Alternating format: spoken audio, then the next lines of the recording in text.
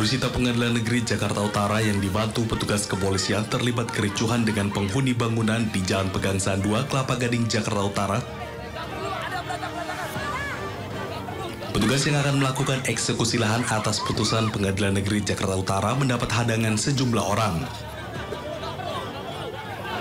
Penghuni bangunan keluarga dari Abdul Hamid bersikeras tidak ingin pindah dari lahan tersebut karena mengklaim bahwa sudah membelinya dari salah satu keluarga ahli waris dan mendapatkan surat hak guna bangunan yang dikeluarkan dari BPN Jakarta Utara.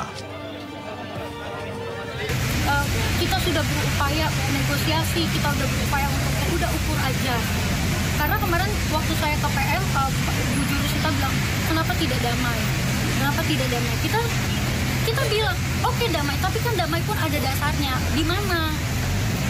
Di mana ukur ulang? Ya, diukur aja. Oke, tanah dia di mana, sisanya berapa? Tanah kita di mana, sisanya berapa? Gitu. Kita open terhadap itu, tapi Ketua Pengadilan menyatakan tidak langsung tetap eksekusi pengosongan tersebut.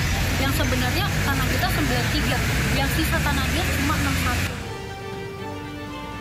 Sementara pihak lain, Rianti Pardede memiliki surat akte jual beli sejak tahun 1998 dan sudah melakukan pengajuan permohonan eksekusi pada tahun 2017, namun tertunda akibat adanya bantahan dari tergugat. Setelah bantahan tergugat tidak dikabulkan hakim, maka akhirnya tanah tersebut dilakukan eksekusi oleh pemohon. Meski sempat menolak untuk pindah, namun pihak dari tergugat akhirnya pasrah dan mengangkut barang-barang dari dalam lahan tersebut. Dari Jakarta, Sofyan Firdaus, iNews melaporkan.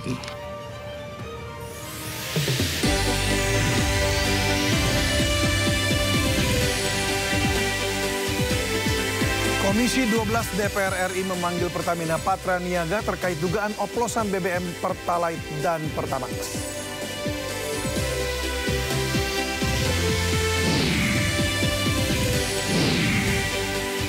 Penyidik Kejaksaan Agung menyita sejumlah dokumen dan uang tunai dari rumah mewah milik pengusaha minyak Muhammad Riza Khalid.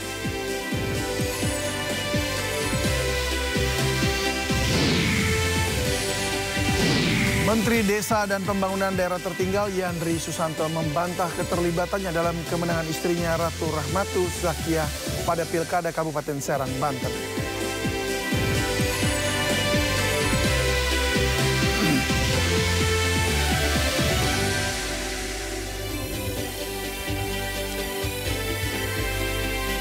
Halo, selamat sore pemirsa. Kasus dugaan korupsi PT Pertamina Patraniaga dengan modus mengoplos BBM jenis Pertamax dengan Pertalite membuat sejumlah masyarakat kecewa. Bisakah konsumen berhak menuntut? Bersama saya David Silahoy, Anda menyaksikan Sindo Sore.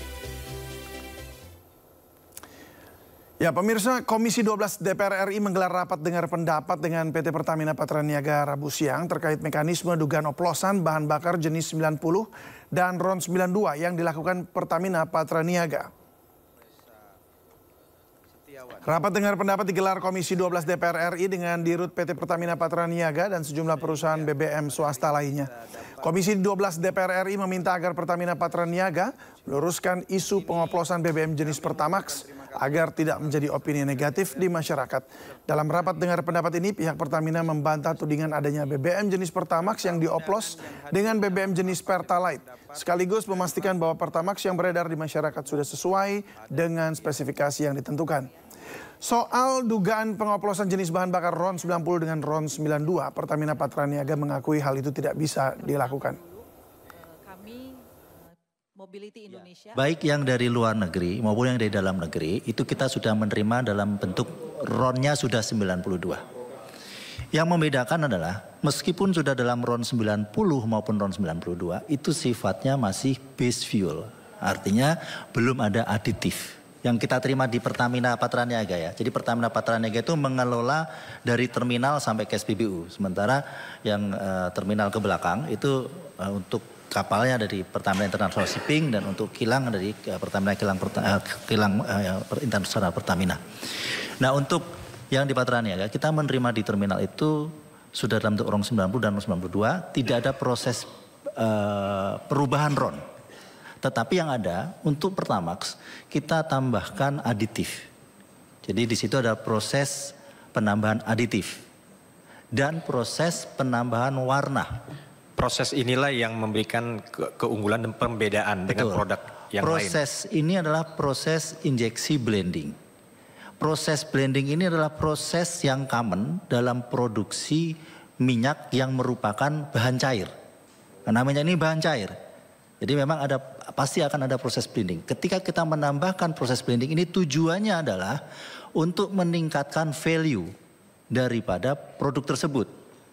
Jadi base fuel RON 92 ditambahkan aditif agar ada benefitnya, penambahan benefit untuk performansi daripada produk-produk ini. Sehingga pada saat kita menerima, itu pun kita baik dari dalam negeri maupun luar negeri, kita mempunyai lab, hasil uji lab. Before loading sama after loading dan before discharge, sebelum kita bongkar. Setelah kita terima di terminal, itu pun di terminal juga melakukan rutin pengujian kualitas produk di terminal-terminal Pertamina. Nah, itu pun kita terus jaga sampai dengan ke SPBU. Sehingga izin kami menyampaikan, kami berkomitmen dan kami selalu berusaha memastikan bahwa yang dijual di SPBU untuk RON 92 adalah sesuai dengan RON 92. Yang RON 90 adalah sesuai dengan RON 90. Pertamina juga saat ini, mohon izin, kami sangat masif untuk melakukan sidak Q&Q, quality dan quantity. Mungkin Bapak Ibu juga sudah sering mendengar berita, kami berkolaborasi dengan Kementerian Perdagangan, kami berkolaborasi terakhir dengan Bareskrim juga menemukan indikasi-indikasi kecurangan di lapangan.